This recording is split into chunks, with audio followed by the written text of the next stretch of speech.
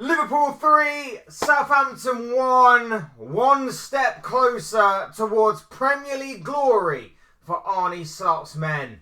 Hey guys, welcome back to the channel, welcome to another video. Today's video is going to be the not so instant match reaction to Liverpool's big 3-1 victory against bottom of the table Southampton. This was a potential banana skin in the making, but Liverpool managed to navigate their way around bottom of the table Southampton to go 16 points clear at the top of the table. Arsenal, of course, have 2 games in hand over the Reds, including their game this weekend. But, of course, points on the board mean more than games in hand. Liverpool get their job done. They take one more step closer towards Premier League glory. And they have Darwin Nunez and a brace of penalties from Mohamed Salah to thank for the 3 points last night. We're going to be talking about the game, we're going to be talking about the performance, the result and everything else in between. But before we go any further in discussing all of that and much more, I would like to remind you all to please like the video and also subscribe if you are new. Both things will always and forever be greatly appreciated. Get involved in the comment section as well. Let me know your thoughts, your comments, opinions, predictions, feelings, whatever you want to call it, that I'm sure will make for great and interesting reading down below. So please do use and abuse that comment section, people, and talk to me on anything to do with the performance of Liverpool, the result of Liverpool, or even the title race as it currently stands, or maybe even the end and conclusion of Liverpool's season that is yet to come. Let me know what you guys think and feel about any of those things down below. Would love to hear from you all. Without further ado, though, let's get on with the video. Let's talk Liverpool. Let's talk the performance, the victory, and everything else to do with yesterday's result. Liverpool 3, Southampton 1. That is it was a very comfortable second half, but it wasn't without its Jekyll and Hyde sort of performance across the entire 90 minutes. Liverpool didn't have it all their own way, and I've got to say that for the first half, it really did appear that they took their eye off the ball a little bit. Maybe they rocked up to Anfield against bottom of the table Southampton and thought the game was already won before a ball was even kicked. There was a bit of complacency. There was a bit of just a bit of casualness and just lethargic. Just so much going into that game in the first half. Like Liverpool were just going to turn up and just roll over Southampton. Like that was pretty much the vibe I got and the feeling I got from just watching that first half alone. Like, it wasn't exactly pretty. It wasn't exactly the best of performances. And we almost got punished for it. Obviously, Southampton take the lead very early on. But then in the second half, Slot shows a very ruthless side, which I really enjoyed. He takes off 3 players. Now, whether or not those 3 substitutions at half-time were planned, premeditated, I don't know. I have a feeling that Tsimikas' one was mainly due to him picking up a yellow card. Maybe the McAllister one was. I feel like it probably would have been. But he did say that he did feel like Szoboszlai may have tired a little bit in that game. I was actually thinking that Gravenberch would have got 45 and McAllister would have got 45, given the way that obviously the team sheet came out, but that obviously wasn't to be. Gravenberch pretty much had all of about the entire game, barring the final 10 minutes or so. So, yeah, it was a very interesting team selection. It was going to be interesting to see if he did rotate. That happened. The first half was a bit casual. The second half, Slot was ruthless in obviously changing things around. He takes off Curtis Jones as well. He brings on the likes of Harvey Elliott.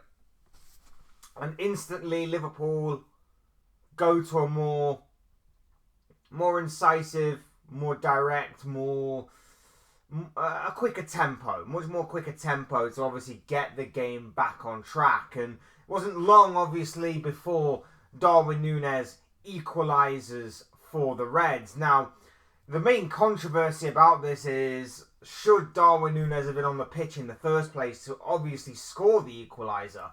At the end of the first half, he performs a very stupid challenge on one of the Southampton players whose name now escapes me. I can't remember which one it was.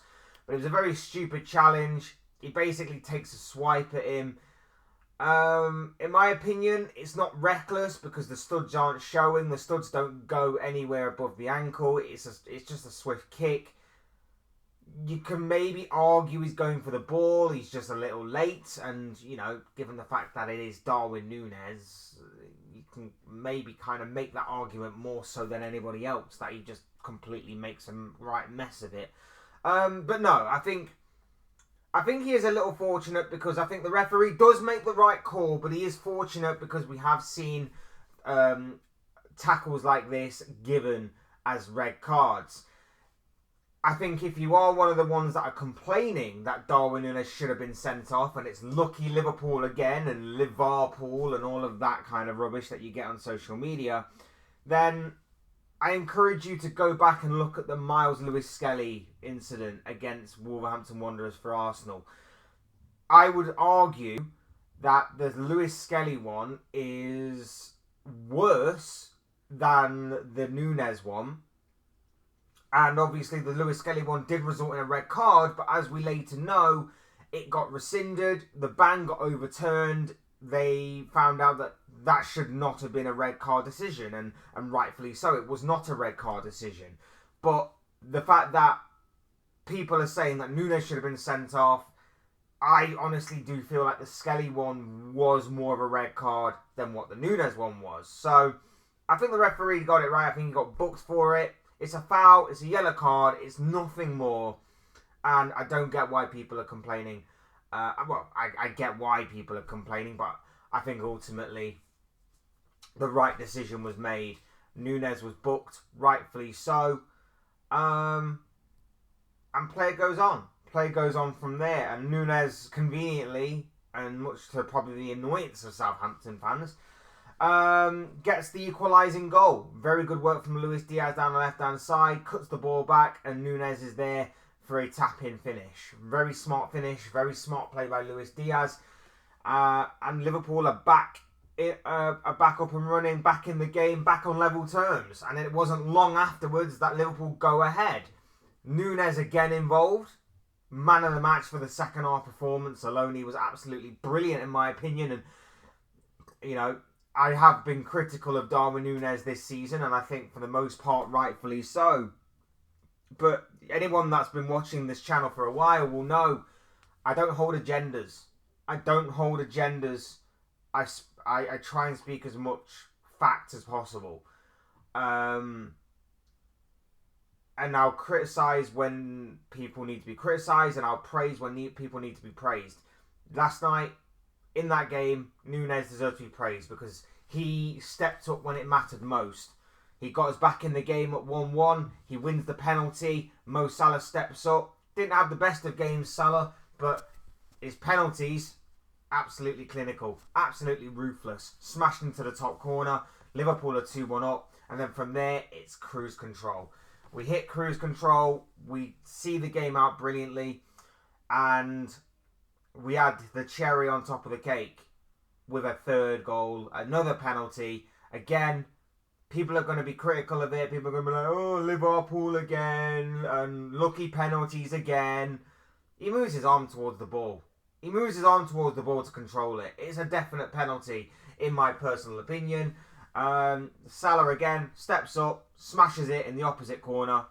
3-1 Liverpool. Game done and dusted. Game, set and match. Checkmate. And Liverpool go on to record another victory, another 3 points, and go 16 points clear of Arsenal at the top of the table. Obviously, Arsenal have the opportunity to reduce that back down to 13 tomorrow, if they beat Manchester United. Imagine that. Liverpool fans are going to be cheering for Manchester United. It's a weird and horrible feeling, but that is the reality of the situation. Anything to help us win this title faster than we actually can is obviously a welcome addition in my personal book. So we shall see on that. But yeah, Liverpool get the job done. It was a professional performance in the end. Like I say, bit of a Jekyll and Hyde style of performance across the entire 90 minutes. The first half was pretty poor. Just lacking energy, lacking tenacity, looking very lethargic. And then in the second half, Slot shows a bit of a ruthless side. He makes 3 changes. Instantly, we go to a much more quicker tempo, and that really benefited us and obviously helped us to break down what was turning out to be a pretty stubborn Southampton defence. But I've got to say, there was no real panic. It was sort of like, okay, we're a goal down. That might be the kick or the backside that we needed to actually wake up in this game. And that's what it proved to be. And then obviously half-time comes at the right time for us. Arne Slot gets into the team at half-time, makes a few changes, ruthless changes may I add, and then go out there and get this game done and dusted. And that's exactly what they did. And credit to some of those players, credit to like I say, Darwin Nunez in particular for stepping up when it mattered most. Credit for Mohamed Salah, who had a poor game, but had ice running through his veins on both of those penalties. And yeah, I mean, the goal that we concede is just dreadful. But I think I put out there, like, imagine my shock that we concede a goal due to our own stupid mistake. And that's exactly what it was. Now, was it Van Dijk's mistake? Was it Alisson's mistake? I think it was a little bit 50-50. I think one of them really has to be taking authority of that situation. I think more so Van Dijk. I think Van Dijk's just got to put that out. When in doubt, kick it out. That's what you're taught as a kid. And he just doesn't there. And Alisson doesn't react quickly enough. And I also think what's being a little bit overlooked by certain people, and again conveniently overlooked because it is Liverpool and obviously it doesn't suit their Liverpool agenda, is the fact that there may have been a foul in the build-up on Alisson. I think we rightly went a goal down because A, we were poor in that first half, and B, it was a horrible error that obviously got rightfully punished. But at the same time, I do feel like there was a bit of a foul on Alisson in the build-up to the goal that I think was a little bit overlooked, and a little bit overlooked by fans in terms of not talking about it, which again is convenient, but again doesn't suit a lot of rival fans' agenda of Liverpool. So yeah, I do think maybe that could be a bit of a contentious and debatable decision, but I can understand why the goal was given. Similarly to, I can understand why Darwin Nunez was still on the pitch for him to obviously equalise and obviously win the penalty that ultimately put Liverpool 2-1 ahead. So, yeah, it wasn't the greatest of performances, but definitely not a second half. We took over, we took control. And like I say, I don't think there wasn't necessarily much worry. I don't want to sound like completely cocky in that, but we obviously know Southampton's troubles. We obviously know that they're basically going down. That the writing's on the wall. It's seemingly inevitable. It's just a question of when and not if, with all due respect. They are probably one of the worst newly promoted teams that we've had. I mean, they are currently below the score, the points tally of Derby County's record total in the Premier League. So, obviously, I think one more win clears them of that, which they'll obviously be looking for now. They don't want to obviously break that record of the least amount of points in the Premier League season. But yeah, it's not been great by any stretch of the imagination for Southampton. Liverpool turned up yesterday. Bit cocky maybe at first, but as soon as obviously the second half kicked in, it was control from there. Very good from Arne Slot. Very good from Darwin Nunez. The midfield stepped up. The substitutions again worked. And again, even with 2-0 in like the final 10 minutes or so, Wataru Endo comes on and it's like your safety blanket. You just know.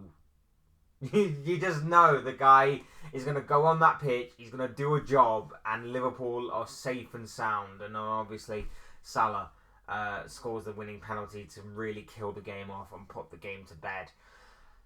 That's step one for Liverpool this week.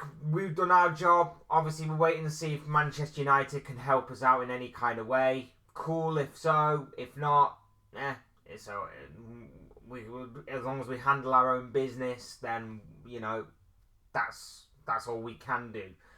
But a massive week nonetheless. Tuesday night, PSG away. Big game. Champions League, second leg of the round of 16 stage.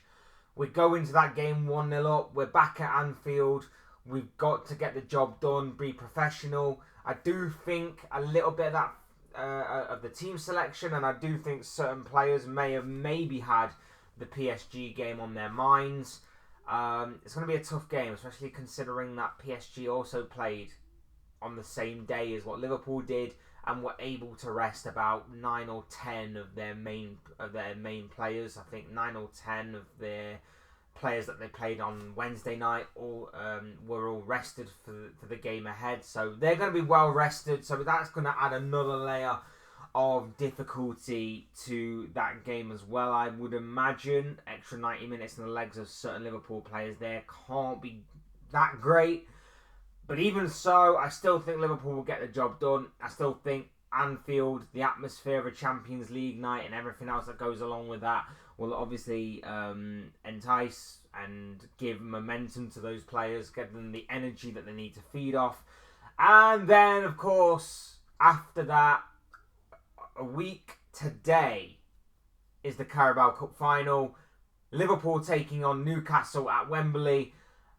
Silverware on the line, the first piece of silverware on the line this season. It's going to be a massive game, massive week for Liverpool. We've got some big games coming up, but obviously after that we have a 2-week break. The international break's then upon us. Everton then await us after that. We've got some really big games coming up.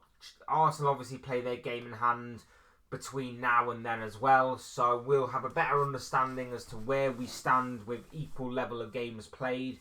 So there's a lot really there to look forward to with Liverpool, a lot really to get excited about and entertained by, but of course there's no rest for the wicked. And yeah, we move on. Tuesday night, PSG under the lights at Anfield. It's going to be a big occasion, massive occasion, especially when you consider that we have one of Aston Villa or Club Brugge, likely Aston Villa, in the quarter-final stages if we get past PSG. So there's a lot to play for there. You would make us probably favourites for that quarter-final, regardless of whichever way that game goes out. But we can't be looking too far ahead of ourselves. We have to be looking at the here and now, and the here and now is we instantly turn our attention from Southampton to PSG. And I, for one, cannot wait for that game to play out before our very eyes. I'm nervous a little bit, I will admit, because of obviously how good PSG were the other day and how on top of our game we needed to be, mainly our goalkeeper. But yes, I am very much looking forward to the game on Tuesday. And there you have it. Those are your thoughts, comments, opinions, predictions, feelings, whatever you want to call it, of this guy. I want to know what you guys think. What do you make of Liverpool's performance and result yesterday? What do you make of the title race and everything else that is going on in Liverpool's season right now? Let me know what you guys are thinking and feeling down below in that comment section. Leave your thoughts, comments, opinions, predictions, feelings, whatever you want to call it down there, because I'm sure what you have to say will make for great and interesting reading. Otherwise, hit the like button on the way. If you enjoyed the video, subscribe if you are new or want to see more content like this. Both things, as always and forever, be greatly appreciated. And as always, thank you all so much for watching and listening. Thank you all for your brand new or continued support to the channel. Whatever it is absolutely greatly appreciated by me. Will never be taken for granted. And I absolutely appreciate and adore each and every single one of you. You guys are absolutely awesome. So thank you so much for that. I've been Fletch. This has been another Fletch Talks video / instant, not so instant match reaction to Liverpool's 3-1 victory over Southampton. And I'll see you and speak to you all again soon in another video or live stream or whatever it may be. Cheers, guys. Thanks everyone for watching. Take care. Enjoy the rest of your day. Speak to you all again very soon.